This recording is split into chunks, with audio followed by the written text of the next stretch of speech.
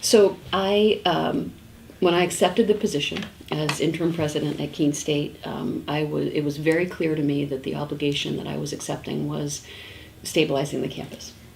And so in the early briefing packets that I got, it was clear that there were some structural gaps. You've been writing about that. We've all been talking about it, between enrollment decline and the tuition-derived revenue associated with that decline, and then the operating expenses of the campus. So in the face of what has been about a 29% decline in our enrollment over the past 5 years, we haven't right-sized the campus staff and infrastructure. And so our costs have not been reduced to reflect that revenue reality. And so there's a gap between the operational revenue and the expense of the campus that is varying right around $7 million when I look at the operational gap for the campus right now. We had, for this fiscal cycle, my first target was a $2.4 million budget deficit that was approved by the board.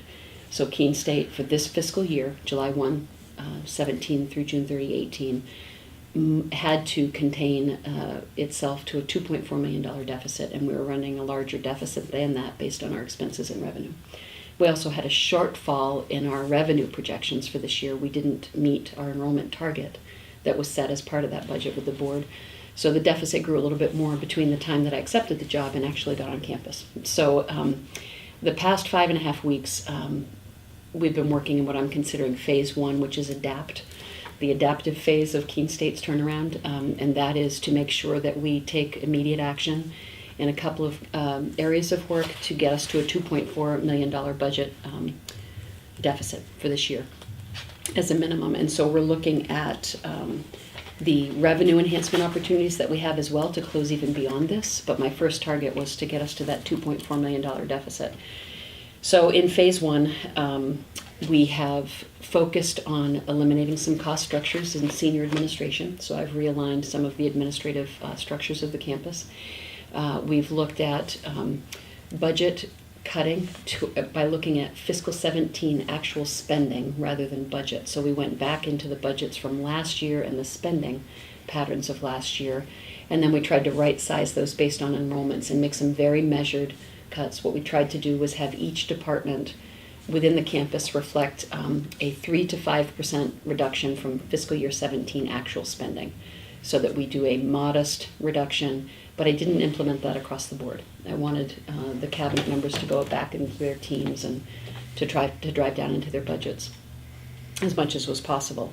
So we have, in the last 5.5 weeks, we've cut back on consultants. We've renegotiated contracts where we can. We've taken open positions on the campus that had been open over the past 2 fiscal cycles.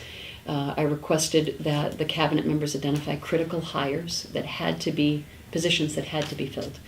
And I received 15 requests of critical hires that had to be filled, and I've approved 11 of those hires. So we've released 11 search processes, and I'm eliminating any other vacant positions, and we're recovering the dollar of those wages. We're not eliminating jobs, we're eliminating vacancies within the budget to close this gap, because we haven't had the conversation with regard to our right-sized organization yet. We're managing our course sections, and we're going to reduce or manage the class enrollment more aggressively. This is something a lot of academic institutions do to contain cost. Hey. So we've been managing our course sections. We've tightened up travel and food budgets, supply budgets, and we're looking at some residence halls being mothballed so that we're shuttering some res halls. And I've implemented this administrative restructuring. In the employee compensation piece, between the vacant positions, both salary and benefits that have been eliminated, and my work that I'll explain in the senior administrative structure, we've netted about $3.8 million in cost cutting. So that's the first cut that we took. The second was reducing supplies and service expenses, professional service travel, general expenses that aren't directly impacting student experience on campus, because my commitment is our students must not be affected by these cuts. So we have to trim in areas of staff experience or expenses that don't undermine our mission. Those reductions totaled another $3 million in total reductions, and then utilities and other operating expenses, we picked up another $700,000.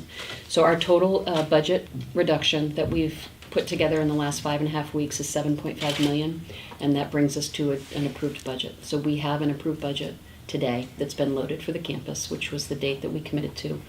And we have released P cards. So our purchasing cards have been released to all members of the community who hold them.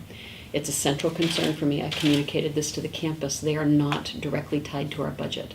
So the use of purchase cards creates an opportunity where we could overspend if we're not tightly managing those. So as I released the P cards, I also implemented an analysis of historic spending trends. And so we set some new ceiling limits on spending on day per month, those types of limits that exist on those P cards. And we also suspended some cards that haven't been used for years or have very infrequent use, and people can open them if they need them, but we're trying to control how many cards are out and the spending limits that present some vulnerability to us to overspend against the budget we just loaded. My commitment and why the budget was loaded late, and I know this is something the Sentinel's been covering, I did not want, as my predecessor and as a lot of other institutions, including Antioch, when I led that institution, we would cut a budget and then would go back and cut again.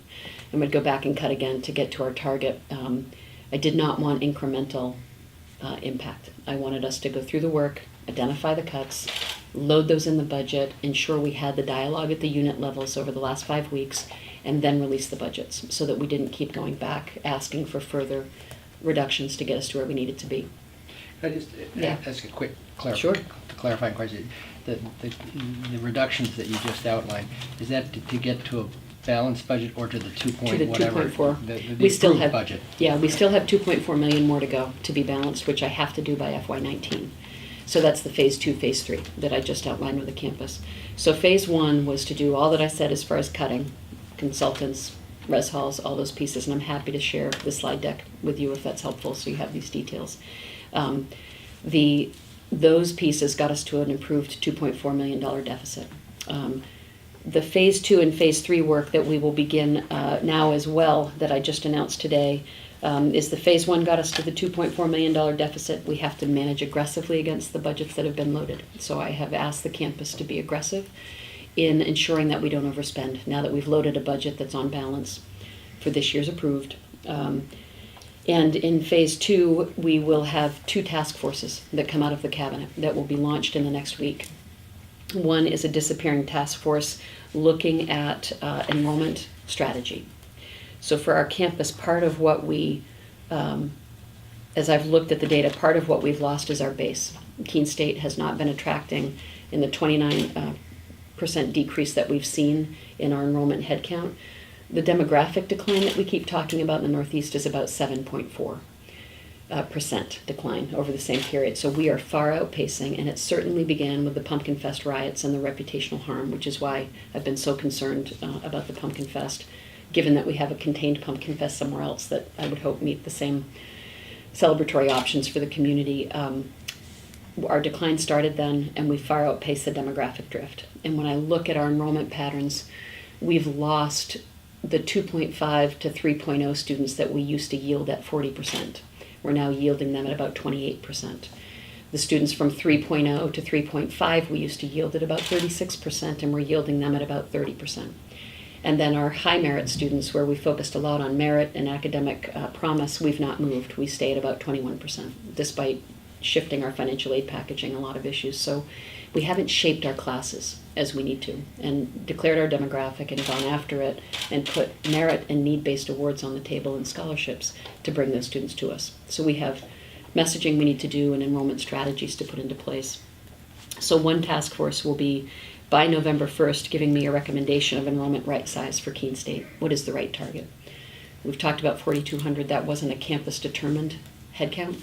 And so we will have a task force that will, by November 1st, communicate what is a right size target based on our academic programs, our residence halls, our infrastructure, and our student supports.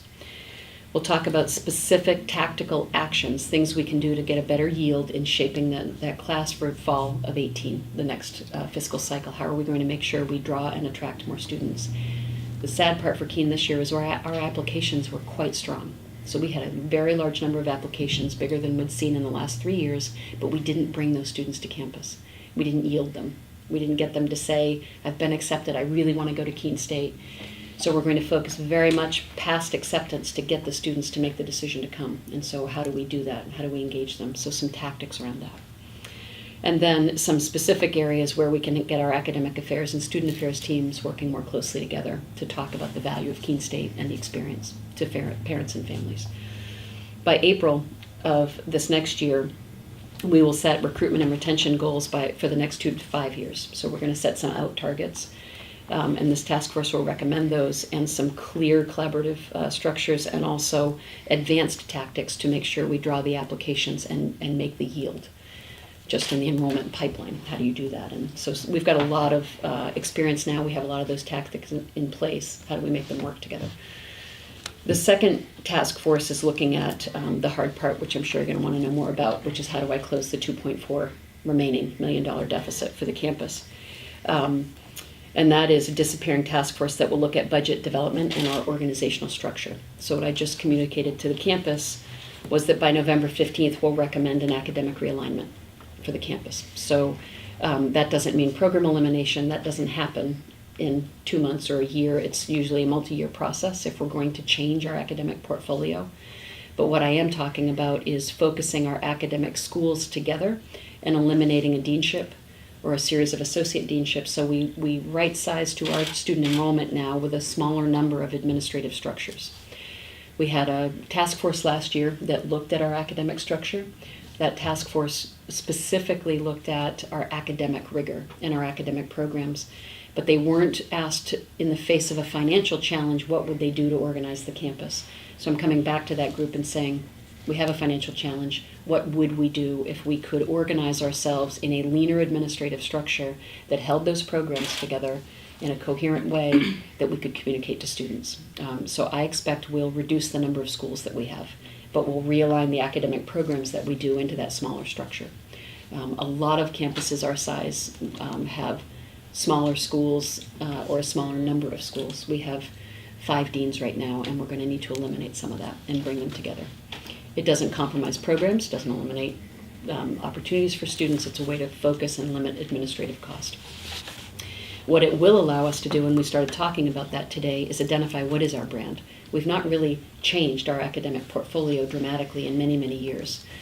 So what is our brand? What does it mean to be a liberal arts college that has the most employable grads in the state and 18th most ranked number 18 for most employable grads in the country? I think it's the combination of our liberal arts curriculum and our professional programs and the fact that our students come out ready to move. So what is that brand? What are the right programs? And so this task force is going to give specific recommendations by November 1st around that. By November 15th. And by February 1st, they're going to recommend a college-wide staffing and support realignment to reflect that new structure. So by the time our budget for FY19 is put together, we will recover the remaining $2.4 million, and ideally $2.4 million plus another 3%, which is the requested margin for a healthy operating member in the university system. I believe we can get there. And I believe we can get there by some administrative work and by building teams. And if we do work in staff RIFs, which is what everyone's worried about, or faculty program elimination, again, we will do that with Hart.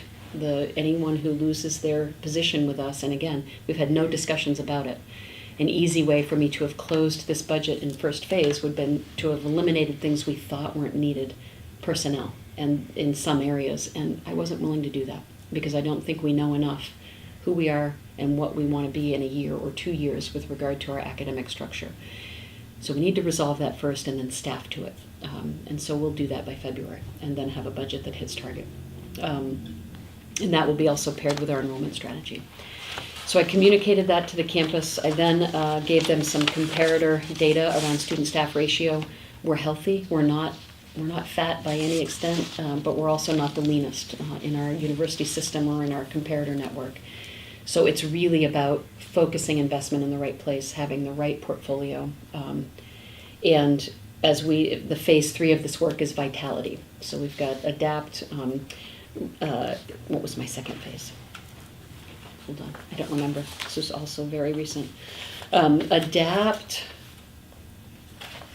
Forgive me to look at my notes. Do you remember, Kelly? There we go. Adapt, stabilize, and then vitality. So the stabilization is the realignment. The vitality then is to say, what is our niche as an institution? I think I talked about this when I was at Antioch. The greatest vulnerability for a college or university right now is forgetting its history and chasing students, trying to become something it's not. Keene State becoming an online institution, for instance. That is not our history. It's not what we stand on.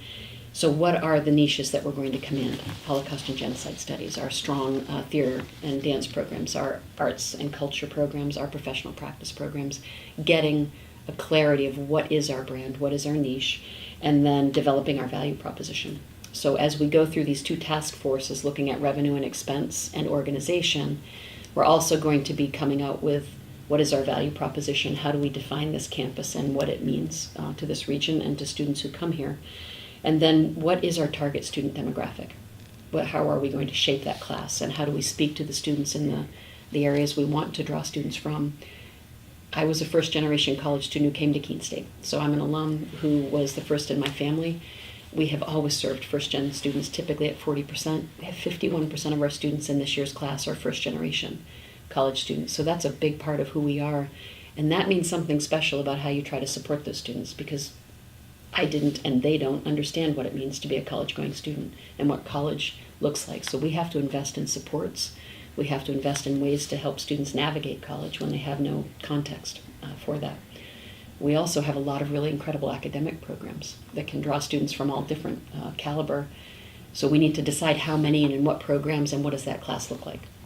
And how do we ensure we retain them? Because in addition to our demographic enrollment challenges of losing our base a little bit, we haven't retained our students at the highest rates that we once did. We're still well above our peers at about 76%, but at our high point, we're at 85% retention. And we're now at 76%. So how are we keeping those students engaged and satisfied with Keene State? So both from an attraction and a retention perspective, we have to do a better job at sharpening and delivering. So I asked the campus to be steady. There is no panic. There is no reason for anyone to panic right now. We've hit our budget target for this year, and $2.4 million out of our total budget, even though it sounds like a lot of money, is not a lot of money for us to get to an operating margin. We can do it. I'm very confident that we can, and we will by next year. So I asked folks to stay steady. I asked us to, I think I said community matters. I won't forget that. And then in a second, what I asked of the community was community matters. Let's not forget it. Let's stay together. And so part of what happens when an institution believes it's in trouble is people start to panic. And part of why I wanted to come here and have a very honest conversation with you is I think I want to answer any questions you have. I need to stop people from panicking that Keene State is going to shutter its doors. I meet with the board next Monday, and I'll be talking with the board about where we are and where we're headed. We serve 3,800 students right now, and those students, 51% of them have very few options. And they selected us because they thought we were the right place to study. That matters to me, that we deliver on that promise. And it's why I'm so fierce, I suppose, about the Pumpkin Fest and other things, is that I need our reputation to be strong. We've got a lot of bragging points right now. And yet we're not bragging about ourselves. We're talking about the despair, and we're looking in the rearview mirror a lot, and we have to look forward. And that's my central role right now, is to help that campus look forward. And to do what I can to help us be a better community citizen. So I'm going to do a Main Street Merchants tour in the next couple of weeks, where I'm going to walk Main Street and introduce myself and ask what people want to see from our students and from me and from the college. I know we deliver $163 million to this economy. I know we're vital, but I don't know that people really know us. So we need to work harder at it. So tell us why it is again. You haven't had time over the last month to train for a half marathon? Yeah, I know. It's been a little, I got to say, it's, I love Keene State, and I came back because I was really enjoying Antioch. I was having a wonderful experience there, and I feel like we'd just closed their $8.7 million budget gap. We just run a balanced budget this year at Antioch for the first time when Todd called. And the reality is, I don't think I'm a turnaround president, but I believe the community can make it through these hard times. So you're early in this transition process. Yeah. What is your sense in terms of how morale is on campus right now? Morale is improving, and that is my sense. I think that people are waiting to see if... So I'm very blessed that people believe in me and they know me, and I spent 14 years in that community, and a lot of people know me and know of my work style and who I am. So I'm leaning on that heavily because people are believing me when I'm telling them that I do believe that Keene State is not in peril. We are vulnerable, but we have to do hard work, but we're fine. The morale, what I'm hearing from people is that they're thrilled that we're addressing these issues head on, we're talking about them in an open way, and they believe that I will continue to do that. So I think the morale is up. I think the thing that challenges us is we're not closed on our negotiations with our staff units or our faculty units. I have a call today at 4 o'clock to try to move that process and engage directly if I need to, because I think I might make a difference in that negotiation room that we're not moving past, because there's some trust fracture between the previous negotiating team and the sense that it was formed under a different administration, and there's concern. But I feel enrollment. I feel the enrollment this year, we've retained more students than we typically do in the first month, which is great. People seem enthusiastic and positive on campus, and we had a huge turnout today. And people seemed happy and asked hard questions, and so from all indication I have, people are trusting that we're going to be okay, and they're showing up, and they're participating. So that's the best I can ask for. But they're scared, frankly. So when you came before the city earlier this week, you talked about the thrust of the issue as it relates to enrollment decline is as much reputational as anything. How do you correct that? What I'm doing right now, I've been pushing with Kelly's help. We're doing a lot more social media. We're trying to push our messages out more aggressively about the very good things. I mean, 71st in U.S. News and World Report Tier 1, first for employability. We've got a lot of bragging rights. We're getting a lot of honors and awards and other things coming in, and we're not often telling that story. And so the story that we're telling is relatively silent, and the story being told, and this isn't about the Keene Sentinel, but the story being told around us, the story in the state, is that we're in trouble. And so when the Pumpkin Fest comes up, and I talk about, I put out a statement, and people write to your Sentinel Facebook page that Keene is a party school, and that's the problem. All the Keene State students are not responsible, and I know that it was only 155 of our students who were involved in that mess in 2014. Well, it was 155 who were disciplined Yeah. for it. I find it really No. hard to believe that there were only 155 Keene State students involved in that. There were, I asked specifically for these numbers. There were 155 students brought into our conduct process, Right. and they weren't all disciplined. So in that number of 155 people brought through the conduct process, several were expelled, others were suspended, some were put on probation, others were given warning. Sure, but again, that's 155 that were spotted and brought into Yes. for some kind of disciplinary review at least. Yes. That's not to say there were only 155 Keene State students out on Winchester Street that day. There's no way for me to answer that question. What I know is that the police and Keene State campus safety folks reviewed every evidence piece that we had to identify who was out there, whether it was video, photos. There were hours spent doing investigative work, news feeds, whatever we had to identify anyone, and we brought them all in. Because I wasn't on campus at the time, but I've pushed on this because I did not want my integrity impugned by stating a number that I couldn't confidently do. And our campus conduct team, campus safety, assured me that they did everything in their power to identify anyone who was affiliated with our college involved in that and to bring them in. So the only number I have is that number, 155 students that were actually identified in any way connected by all the investigative capacities of the police that were involved and anything we had. So it's, regardless, if it was twice that number, we had 5,000 students at the time. If it was 3 times that number, it's still Sure. a small number.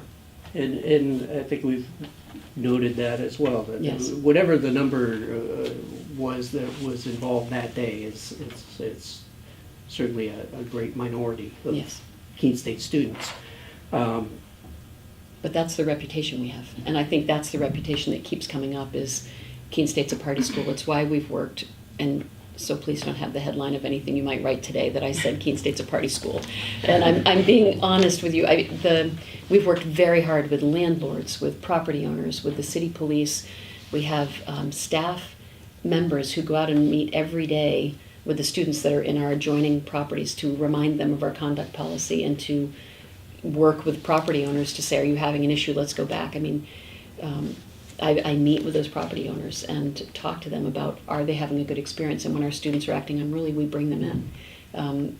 We are an academic institution that does a lot of good work, and it's hard to be saddled by the sense that what people saw on that day is who we are. Right. And I think that's why it's so personal for us. You mentioned earlier, I believe, that in this most recent recruiting season, Yeah. that you had record number of applicants. Yes. So why was the yield down? We don't know. I mean, I think that's what I've asked my team. That's part of this enrollment strategy The reputation setting. wouldn't have affected that.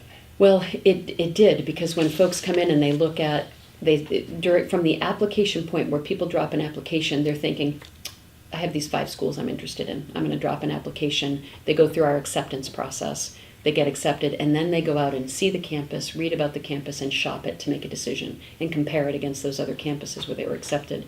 So our most important reputational piece, where we seal the deal, is when a student has been accepted and now they're deciding. Part of it's financial aid and cost of attendance, but our cost is very competitive. We are one of the less expensive residential campuses in the whole state, if not the cheapest. We're the second least expensive behind Plymouth. So there's something that happens between an inquiry or a thought that this college may have a program you like, and then sealing the deal, which is about the impression when they come on campus. And all of our survey data says that when parents and their students come on campus, they're very impressed. They love the physical place. What we are hearing from people is they have a concern about safety. They have a concern about the ability of their students to be in an environment that's academically rigorous. Those are some of the feedback. That, to me, goes back to some reputational pieces that are tied to perception rather than reality. And I think we have to fight very hard to rebrand ourselves. And I think that's the challenge. A task force that's going to look at the right size enrollment Yes. and report back to you. A 2-part question. Mhm. What is your sense of what that figure might be, even if it's a ballpark? And then number 2, how significant are the forces from an enrollment standpoint that you're up against that aren't reputational? That is the high cost of higher education, the declining pool of high school graduates coming out of the Northeast, and then less expensive alternatives like community colleges and technical. Yeah, so I think the first part of that, I think we have to really scrub what the demographic reach can be. But I think that our right size is probably around 4,600 students. If I'm to think about where we've been across our 30-year history, we've been able to sustain and serve that many students. They may not all be on campus. And so that's part of where we might do low residency or hybrid-based delivery programs to expand our reach. And we're talking about that. So right-sized enrollment may be students participating in our curriculum but not living and coming to campus every day. And I think there's a market that we haven't reached there.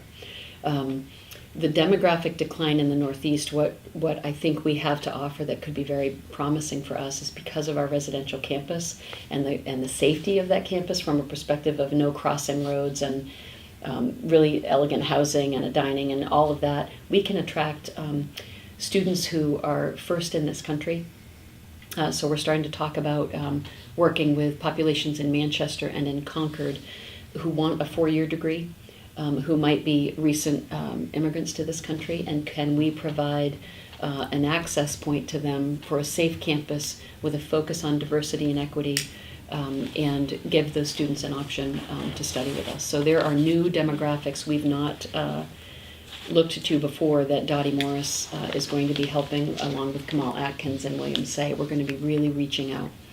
I think the third piece is we have our community college system that has students who complete their 2-year degree, and they could cap off with a 4-year degree.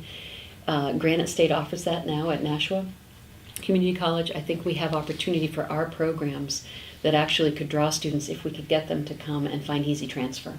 So our curriculum is a little bit complicated, particularly in our general education equivalencies. So we need to look at that community college going student and become as competitive, because our price point is competitive with the other 4 years, but get them from a curriculum transfer perspective to see Keene State as a viable option to complete their 4-year degree. All of those demographics are new market segments we haven't focused on exclusively in the past, and they exist in this state. And even with a declining demographic, that's a market segment I think we can begin to draw to Keene State College.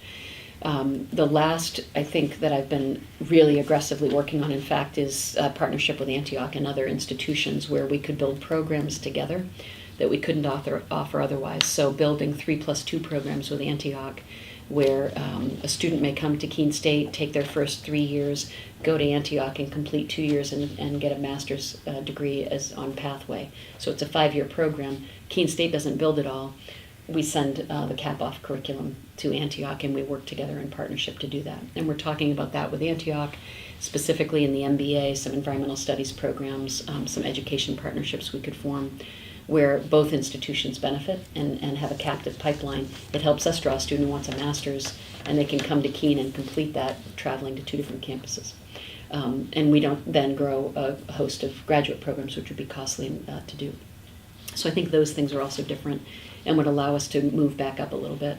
But I need this task force to really analyze our capacity, first of all, to serve at high quality a student experience, to know that that number is possible for our campus infrastructure. And then also we're going to wash that through some demographic analysis to make sure we're not setting a target we can't achieve or that's not possible in our region. We're going to have to draw students from outside the region and leverage the students inside the region more carefully. So even though you That gave makes us sense. the abbreviated bullet point version, you threw a lot at us in terms of what you're looking at, what has been done, what you're, how you're planning to move ahead. But I want to take a step back. A lot of it has to do, obviously, with revenue, and the main state funding is what it is. Yeah. It seems unlikely that you would go to the board and they would say, well, you're in a bind, we're just going to throw more money at you. So your main revenue source then is students, right? Can you explain, without getting too far into the weeds, what a student means, or collectively what student enrollment means in terms of the revenue to the school? I mean, obviously kids pick they have different housing and they pick different meal plans and such, but just as a say an average or basic, for every student who decides they're coming to Keene, what does that mean to the school and then collectively? Right, so if we were to look at the, sorry, I'm just trying to make sure I get the number correctly here. So our total operating revenue, the original, last year it was 108.2 million, and this year it's 104.3 million. That's net tuition and fees for students and some other revenue that comes in that gets rolled into that, but it's a small compared to the tuition and fees. The tuition and fees are well over 97% of our total budget. So for a student, what we have on our website is the ability for a student to look at their cost of attendance, total cost all in, what it would look like, and they can elect the housing, but so they've got in-state per credit tuition, and they've got housing and meals, and they can select their meal plan. And what we try to give the students is a total cost of attendance, kind of the sticker price, if you will. Right. We also give them, during this effort to yield a student, we give them a price shopping comparison so they can load in aid and total tuition and a host of other variables, and then come to the bottom and compare sticker prices between Keene State and other institutions. We fare very well on that calculator. I'd be happy to share it with you so you could see kind of, that's the bottom line sticker price for a student of what it would look like all in, and I can share that with you so you can see it. It's how they individually can calculate cost of attendance. So we offer scholarship dollars from our endowment and other targeted scholarships to help offset or draw students to us that are of high promise and meet our scholarship criteria. We use institutional aid, financial aid that comes from federal or from our actual institutional operating revenue that we redirect to help discount students' cost of attendance. So those combined are really the way the student, you know, depending on their merit and their need, all of the things that go into their financial aid calculation, we put together an individualized package for a student. And we target that based on the types of students we want to draw, which is why that shaping of the class is so important, because if you have a certain population, you're going to give some high merit, lesser need, whatever you need to do to get that package to a student to try to draw them. And that's part of that yield calculation. And reputation has nothing to do with that. It's all the numbers. But I think it's the all-in piece. And it's of our total operating budget, it's 104 million out of 116. I mean, it's a big part of what we do. And then we have grants and endowments and other things on the top. This may be unfair looking down the road, but as you're looking at closing that last 2.5 million gap and the steps you outlined for that, what are your assumptions on enrollment for next year? So we've anticipated that our enrollment will be 48 heads more. We're very conservative on this. So we are going to be exceptionally under, what I want to say, we want to be exceptionally conservative so that we under-promise and over-deliver. That is my expectation. So we're not setting a budget that is challenging in any way for us to achieve. So we'll be scrubbing that aggressively. That increase in 48 is the new students beyond what we actually brought this year. I'm confident out of our applications we'll draw 50 more students. The retention efforts on top of that will help us, but what we're basing the total student headcount, total revenue on very conservative assumptions. We'll keep our yield right where it is now, and I hope we'll do better than that, and we won't push beyond a small number of students beyond what we actually achieved this year, so that the revenue side of this equation is conservative and will overperform. You talked about at the beginning about the possibility of shuttering some of the residence halls. I'm Yes. wondering if you're looking at all at bringing some off-campus students on campus. Yes, we have, and so I've asked for actually our facilities director and our Res Life director. They have we have a capital plan, as any large organization would, about what it's going to do with its capital infrastructure. And in that, we identified a number of residence halls with significant deferred maintenance issues that have come to the point where we either need to make capital investment or decide if those are part of our future vision. So Carl Hall, for instance, is a very, very large, very stable part of our portfolio, but it has some significant work that needs to be done on it. That was my res hall when I started at Keene State all those years ago. We also have two smaller units, Randall Hall and Morrison, and then some of our little apartment units. So we're trying to look at what's the right mix. There's a master plan for the campus and there's a Res Life plan. I've asked them to put those two together and talk about the mix, and could we attract some of our upper level students, more of them, back to campus with suite style or more apartment style offerings that would be attractive to them, to see what that mix would look like, and to talk to off-site property owners to see if there's a mix for us to work in partnership with them to draw some students to meet the need without doing it all on our campus.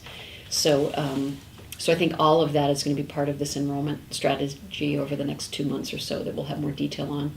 Both the capital plan and the Res Life plan already exist. And so what I've asked them to do is go back and work together to decide at this moment for the next 3 years what are the focus areas and which things do we need to take offline and perhaps remove from our infrastructure entirely, because it makes more sense for us to do that, because it costs money to even keep them mothballed.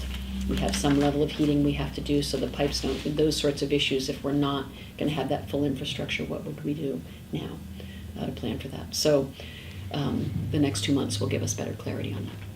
So could there be new dorms built that are more in a suite style or something else that's attractive to students? I doubt it. I honestly think we've built out our Res Life infrastructure, particularly with the significant investment we just did on the living learning community on campus. We built a really state-of-the-art building. The last several Res halls, in fact, have been they give us a good mix.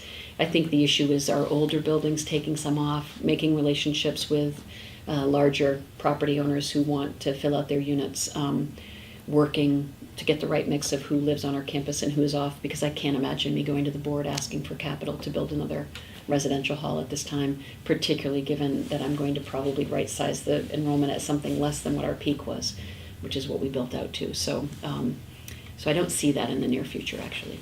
I see us trying to make sure what we have can meet that, and it might be possible to create small studio styles in some of our existing infrastructure that would be more attractive to the more upper level students with a very limited kind of investment, and that's part of what the Res Life team is looking at. Can we create some small apartment styles with shared bathroom type of thing in some of our other existing but older properties rather than build new?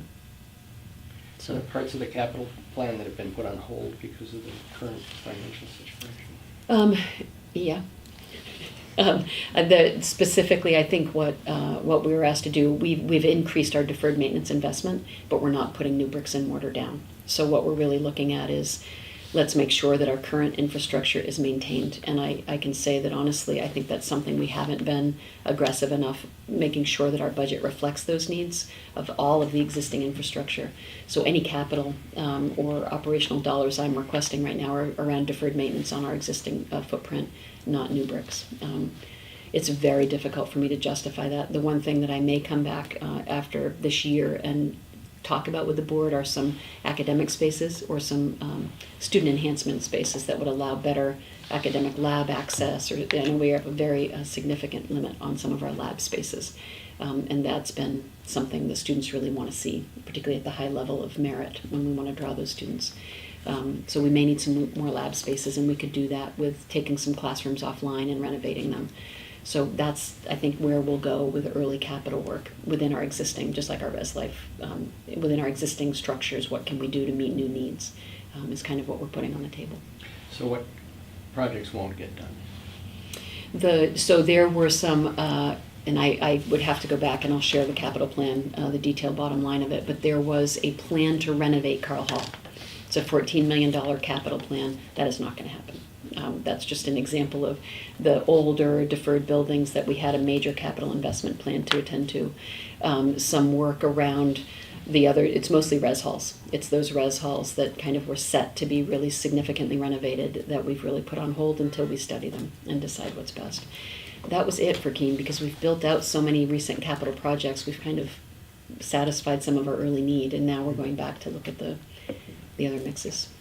Does all that have an effect on the campus master plan? Or is it, as you said, it's pretty much built out so that it really doesn't? I think at this point, what we're really going to focus on is living within our boundaries and doing so in a way that provides the high quality experience. So the idea of stretching our footprint right now is really not something that I'm entertaining, and it's certainly not something that I'm taking up with the board or will next week when we're in retreat together. I think guaranteeing that we're going to meet our margins is the most important thing right now, and that is the sole focus for the community, is to make sure we hit that enrollment target and we use our capacity fully on the campus we have. So being inserted in an interim role it happens, but it's a little bit different from, when there's a lengthy hiring process and somebody says, you're our leader for the next 10 years or whenever. Yes. So when you were asked to take on this job,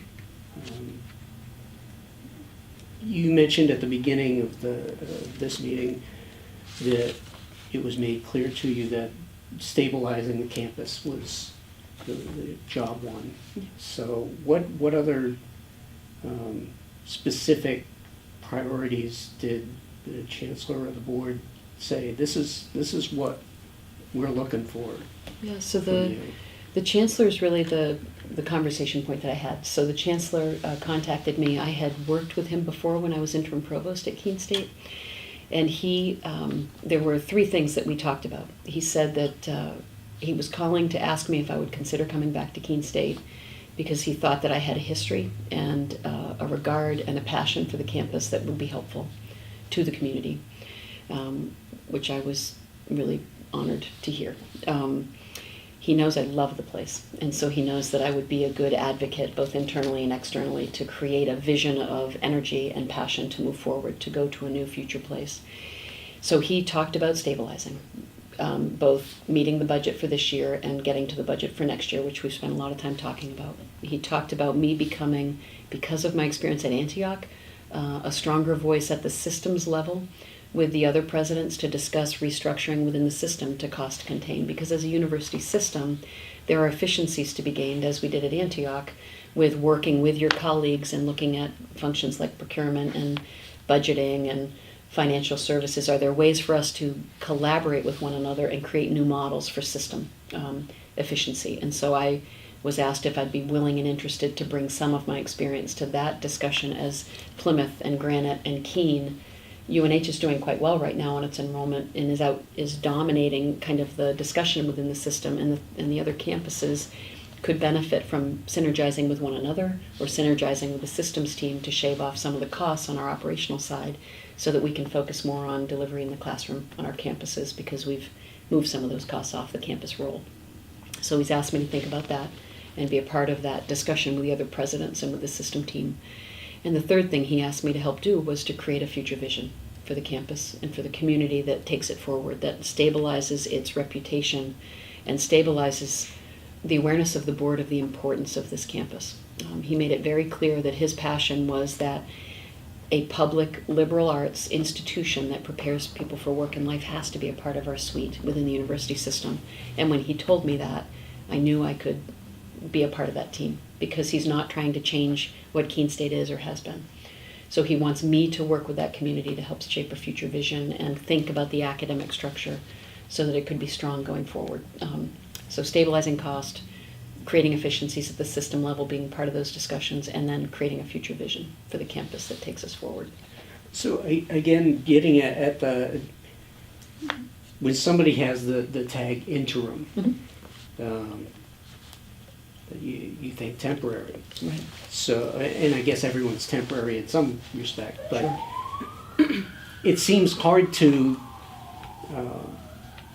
picture somebody who everybody else in the system knows is temporary, having that strength of voice that you're describing at the system meetings, and having the ability to look long range at the vision of the institution. Sure. If that long range vision doesn't include you. So I guess in part the question is, do you hope to at some point not be interim anymore and stay there? But also, since you are interim at the moment, how do you engage people if they might have that perception, well, she's not going to be here in 3 years? Sure. So I think the privilege that I have is that when I talked with the chancellor about it, I raised this issue. So we've talked before, and you all know me a little bit, but I told the chancellor that what needs to happen at Keene State cannot be something that someone comes in and doesn't attend to because they're afraid of keeping the job.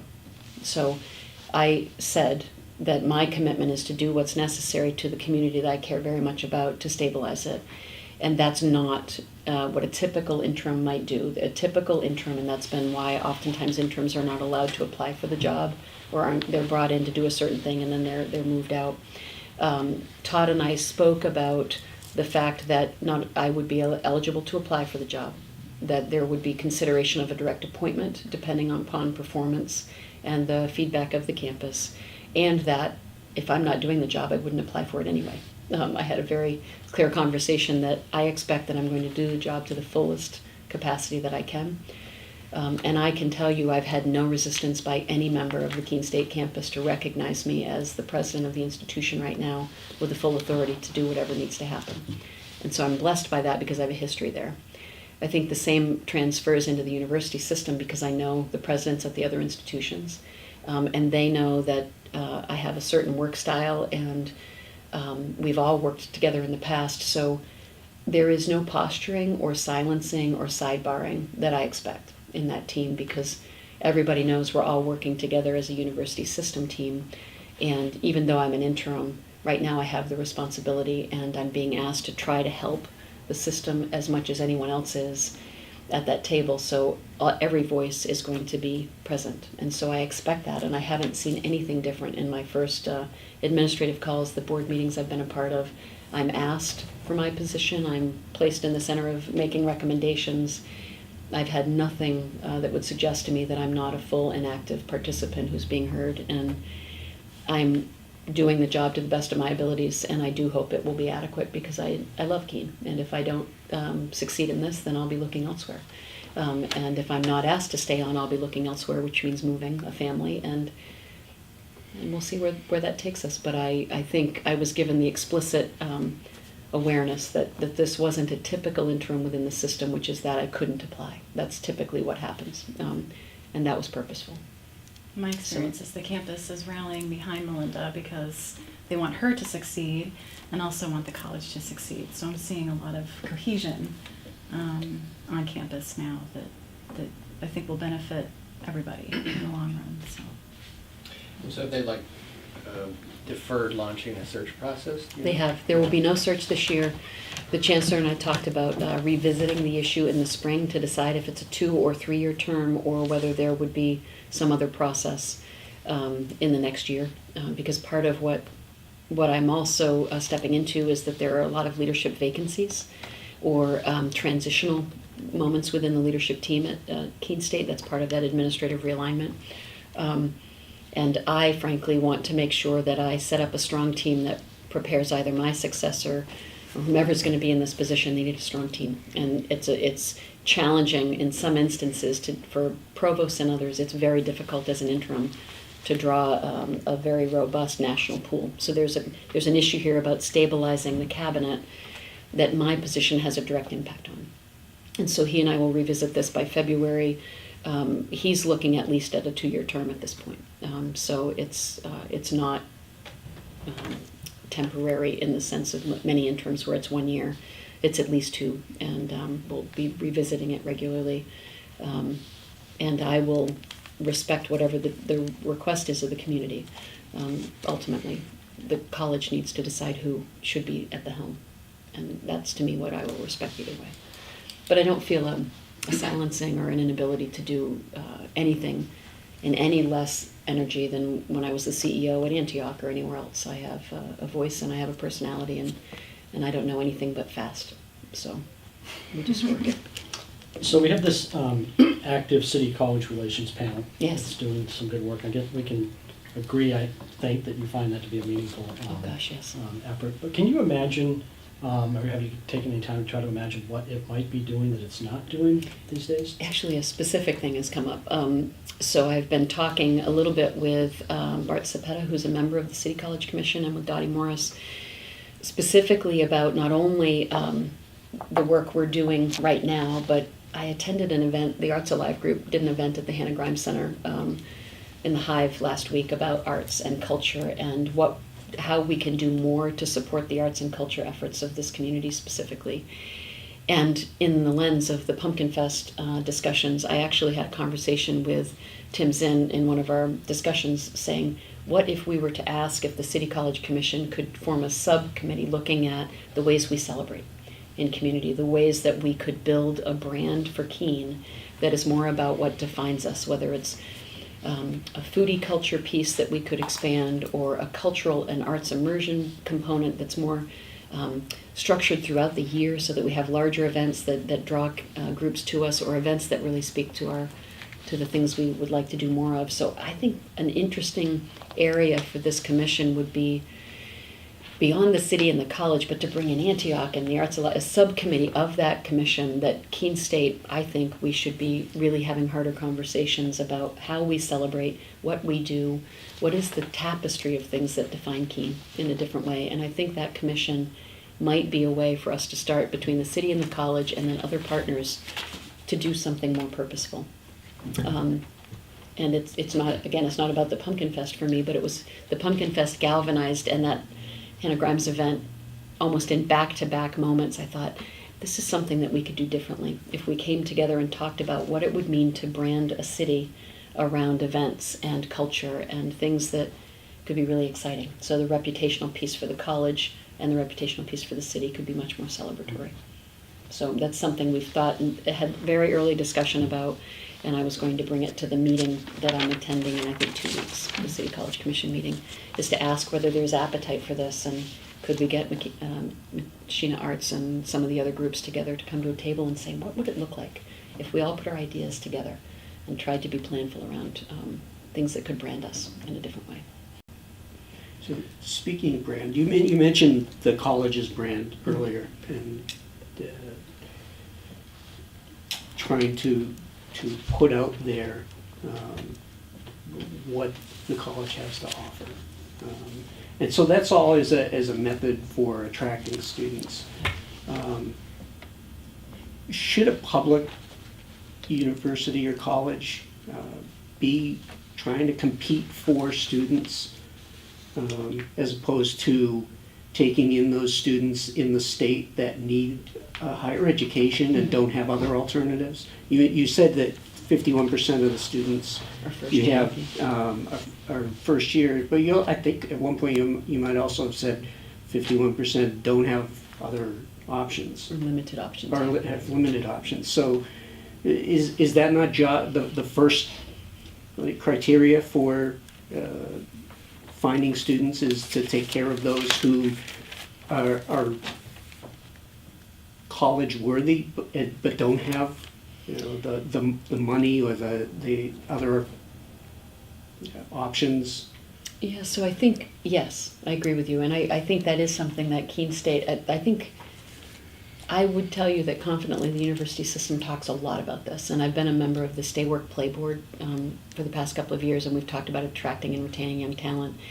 And the university system is very concerned about making sure that we're attracting and retaining or keeping talent in the state, because we export young talent to schools outside the state because a lot of students don't want to stay in their backyard and go elsewhere. So how do we create pathways for students from high schools in New Hampshire to our schools for college completion, or to our community colleges and then off to the four-year granting schools? So yes, and I don't think we have focused enough on the in-state student population. And part of that, I think, has been that we're too familiar. So a lot of students don't, and I did this when I was in Maine, you don't want to go to your land grant that's an hour away because you want to go next door to something new and have an experience. So I think part of that branding has to be reaching out to New Hampshire students, going into high schools, going into middle schools, which Keene State does now, but do that even more purposefully. Engage the middle school Go STEM program for all of those young girls that were on campus this summer talking about science and technology education. Do more of that so that we start showing the type of really great experience a student in New Hampshire can have if they come to Keene State or they go to Plymouth or they go to UNH. So we've begun discussions of how because we do compete against one another. This is part of the Right. challenge. UNH, Plymouth, Keene State, we share of the pool that we have. We oftentimes compete against one another and draw students away unintentionally or intentionally because we're competing for a small pool in the state. Can we work better to differentiate ourselves and collaborate and then show those students the pathways more directly and have a UNH recruiter say, I think Keene State's the right school for you. Here's why. Let me connect you so that a student is not just admitted to a campus because that's the first one they contacted, but the system works together to say, this is the right place for you, and here's why. And then a student gets connected with that school by the university system directly. I think that would make a difference for in-state students who are just trying to go wherever they think is right and not getting matched, so they then move or they go somewhere else in the state because they don't feel the right match, so they go to a school like Keene, but in Massachusetts because they started at UNH and thought that wasn't the right place for them. I think that can help us a lot. And we don't do enough of that as a university system yet. We've done some successful work, and that's something we're going to talk about next week, is how we can brand ourselves, differentiate ourselves, and collaborate more to help have New Hampshire residents see the wealth of opportunity within their public system and then make sure we can get them there. So it's got to be something we've got to do better. And in terms of the tuition and fees structure in the university system is such that, as in most states, out-of-state students pay more. So is there then an appeal in trying to attract students to try to attract more out-of-state students because it's a revenue driver? There used to be. So I think historically all higher ed institutions did this, particularly the public. So I would say that in my career at Keene State, there was a recognition that within a portfolio, you try to match the portfolio of in-state students and out-of-state students so you hit your revenue targets, and there's a mix, that kind of that shaping of the class. And there was a focus that the out-of-state students had a higher net tuition revenue to the campus. We're discounting now to compete so much that in-state, out-of-state, the net tuition differential is pretty pretty nominal. And that's not unique to Keene State, that's kind of everywhere. So when you think about the net tuition revenue, the differential we used to see, that gap is closing. So a student is a student. There's a small marginal difference, but a lot of times to attract that out-of-state student, you're giving them more institutional aid or scholarship aid now because the market is getting so competitive. That's that demographic piece. That the net tuition differential isn't as significant as it used to be. And so then it becomes about what's your mission as a liberal arts or a public institution? What is your mission and who's your student? So it used to be a big difference. It isn't anymore, given our discounting. And I think we'll have a mix. Right now, I think we've been as high as 60% out of state, in-state at 40%, and right now we're closer to 55 to 49 out of state, in-state. Our in-state has declined over the past 5 years, more so. That math didn't add up. Our in-state has, I'm sorry, so we are about 55% out of state and 45% in-state. And the in-state demographic has declined for us. We've not been yielding. We've been losing in-state students more so. And again, I think that's we're not reaching out to tell them the great experience they could have at Keene. Or there's a reputational piece that's hitting us harder with that group than the out-of-state student. Well, you mentioned that the University of New Hampshire is doing gangbusters. Yeah. Is that a zero-sum thing? If you're losing students because more students are going there, or they're gaining students because they're saying, well, I like Keene State, but I don't know. Well, so, yeah, how to say this without causing a challenge when I see Mark Huddleston next week. So, Well, every institution has its niche, yeah, right? it does. So we're defining ourselves a little differently than UNH does. Yeah, it's a and land grant research institution. And I think one of the things, and so it is different. So land grants, and when people think about the university system of New Hampshire, they think UNH. So I think it's got the brand recognition, and that's always been an issue. And it's like in Maine, you'd go to UMO, at the University of Maine at Orono. When you were in Maine, that's the campus, even though there were 8 or 9 other branch campuses that would be just exciting and perhaps better, but you think of the land grant anchor, instant flagship. What we have done, intentionally or unintentionally, is we've competed in financial aid communication to students when we're doing our yield campaigns. So UNH did the Granite Guarantee that you might have heard about, where they did a lot of Pell eligible discounting. It really had an impact on us. We could have done the same thing. Like, we could have done a package very much like the Granite Guarantee, or we could have done a Granite Guarantee university system wide. We didn't do it. We didn't collaborate with one another in communicating that, and UNH yielded a number of students who were in our pipeline because they got ahead of us on that. And that's that competition piece that intentionally, unintentionally, we can trip over one another a little bit and cause harm. And so in that case, sometimes we have a small pool and we draw them based on the best package and the sense that they're going to stay in the system regardless. But I think we are differentiated enough that we shouldn't be competing most of the time. It's just in those rare instances that we trip over each other. And we've done this with Plymouth. We've done it to Plymouth, where we discount and draw students to us. They've done it to us. So we're trying to work better at saying, where's the right place for a student? What program mix, what type of experience is right? Because it should be a personalized experience, and it's something that a system can talk about what's different. What is the right student that's served by each of our different campuses? Because the experiences are different, and how to differentiate, that's what we need to get our arms around a little bit better. Last year, I had the pleasure of writing a profile on Hunter Kirshner, who I think was like the program support assistant for the LGBTQ community. Is he still at the college? Yes. Oh, he was a delight. But one of the things that I remember him saying is that there were students, not many, but there were students who felt unsafe on campus.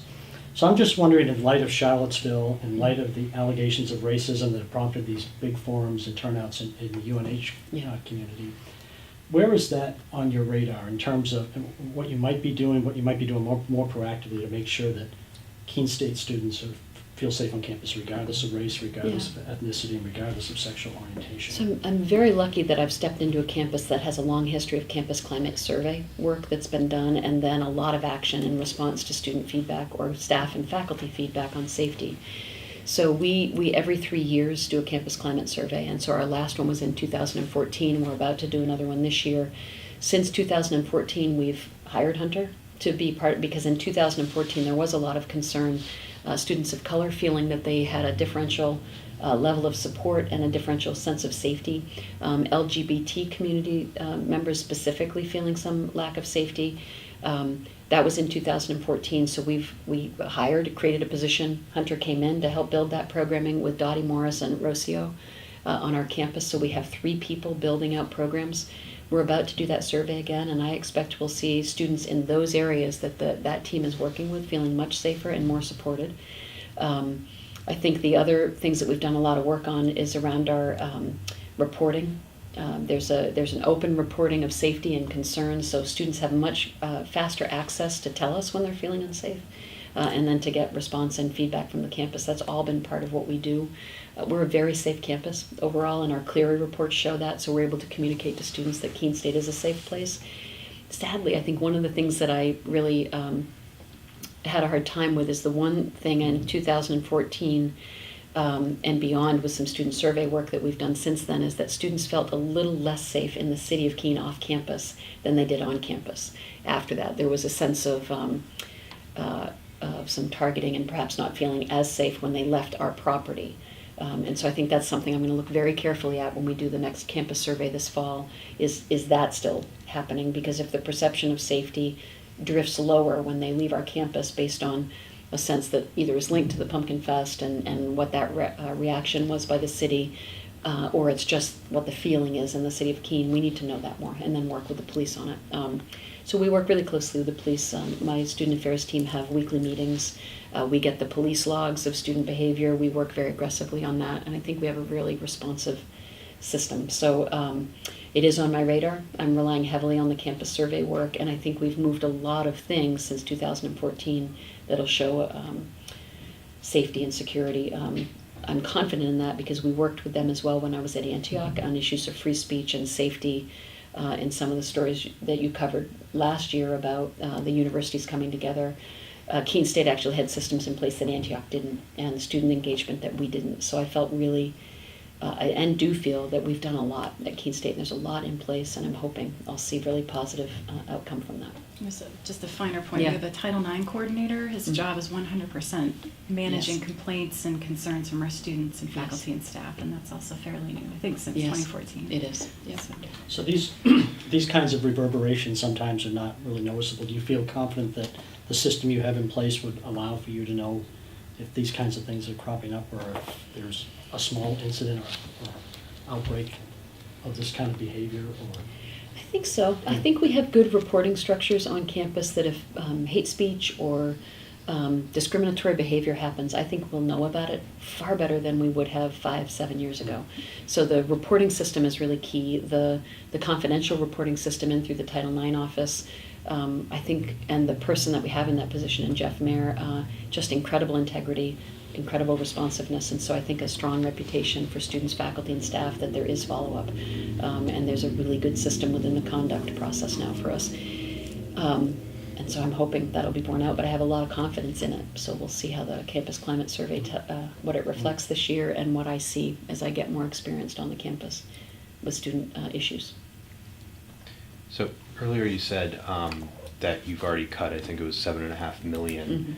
and that's to get to the 2.4 million Yes. deficit figure. And I was wondering, was at the time the board approved the 2.4 million deficit, was there already an awareness that there would be further cutting to get to that figure, or did that kind of come up all of a sudden? And also, was that entirely a sort of drop in enrollment over that short period, or were there other things going on there?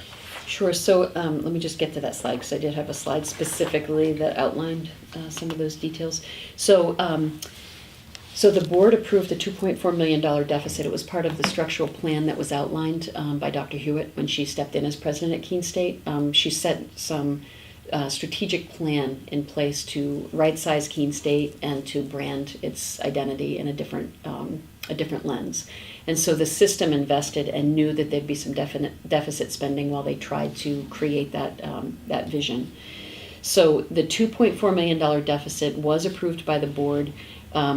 the challenge that we've discovered as we've gone into the detail of this work since the system got involved after Anne's resignation and then I came in as the interim, is that the budget recommended to the board was not communicated or developed with the departments on campus in an aggressive way. And so there was a $5 million gap between the budgets. The departments were given their budgets from FY17, the budgets from FY17, and told develop your budget for FY18 using that budget. And so the unit heads went out and developed their budgets. The budget that was submitted to the board was based on FY17 actuals with some incremental increases in there. And so there was a $5 million gap between the budget that was approved by the board and the budget that our department's heads thought they had. So there was a disconnect between those two that was very significant. And there was an overstatement of revenue because the enrollment headcount was not achieved. That was part of that budget that was approved by the board, and that was another $2.7 million. That's why we've been looking at roughly a 7.7, 7.8, maybe $8 million deficit when I stepped in.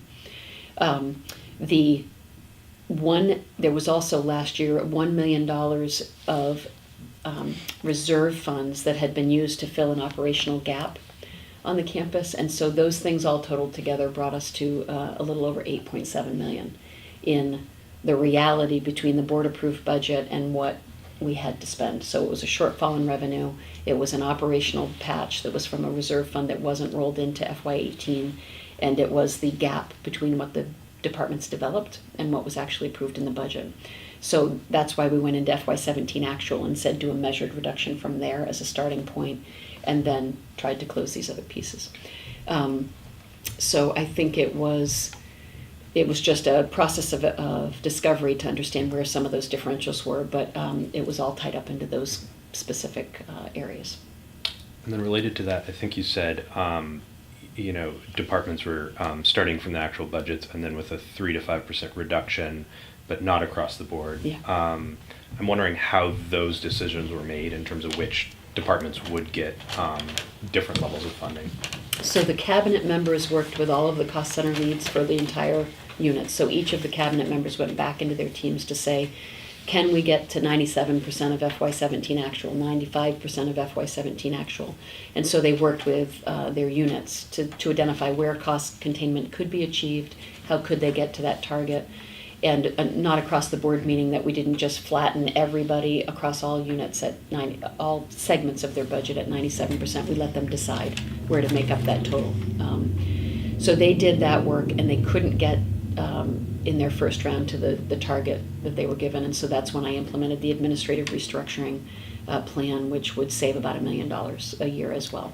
And that is to eliminate, and I didn't even talk about this, so in the restructuring plan, I have determined that we will not hire a vice president of human resources, we'll appoint a director of human resources, so there's a salary differential. I will not hire a vice president of advancement. We will instead return to a chief advancement officer and director of marketing and communications, and they'll report directly into the president, so I've eliminated a vice presidential appointment there. I've eliminated the associate vice president of financial aid, of finance and planning, and we will hire either a chief financial officer or a chief administrative officer in what was a vice president position for finance and planning. We're also in the process right now of further reductions, which will help us toward the FY19 target of eliminating associate and assistant vice presidents. So there's been some title inflation in some areas and some compensation increase for assistant and associate vice presidents. So we're going to be looking at flattening that level of the administration as well. But just the steps we've taken so far, it's $1 million in savings to eliminate some of the vice presidencies and to move to a Is that directorship. the sum of the $700,000 you were talking about earlier? Is this additional to that? It's additional. Okay. It's in the salary, the vacancy Okay, pool, okay, and then the okay, administrative, vacancy. the $3.8 million. So that I think is going to be a critical step, and it's an important part of the campus recognizing that we're not just looking for them to do incremental trims here and there, but we're restructuring at the top level and then down through the organization. And you mentioned that earlier, I think you just explained some of the changes in senior administration costs. And you had said also that the positional eliminations or changes are all vacancies. So far, yes. So all of those vice presidential positions were vacant? Several of them, yeah. So we don't have, right now, we don't have a vice president for finance. That's why the systems office has been providing an incredibly talented CFO to our campus to support us, the vice chancellor for finance, Kathy Provencher. She was the state treasurer for many years, so she's been incredible. So she has been in. I have a vacant line there. I had a vacant director of vice president of human resources. I had a vacant vice president for advancement. And I had individuals in positions that were acting, and so we've flattened that and will open searches in some of those areas immediately. So yes, we had a number of vacancies and we're going to recover fully. In other cases, the title adjustment will result in some salary savings, but not until the next fiscal cycle because we have people in those lines. And some will be retiring or making other choices and will then be filling at a lower rate over time. So that's the longer succession plan. Thank you. Thanks for all After the time. four. I'm sorry. Thank you for all the time. Ooh, and I need to be on a call about union negotiations actually 4 minutes ago, so I'm sorry. Thank you for the time and for the interest. Really appreciate it. I'm working very closely with our journalism department and our student newspaper, and will continue to do so, and hope that we can do more with all of you as far as what's going on, giving you regular updates, whatever would be helpful. So thanks for the time. I appreciate it very much. Thank Thank you. you. Coming up. Thanks.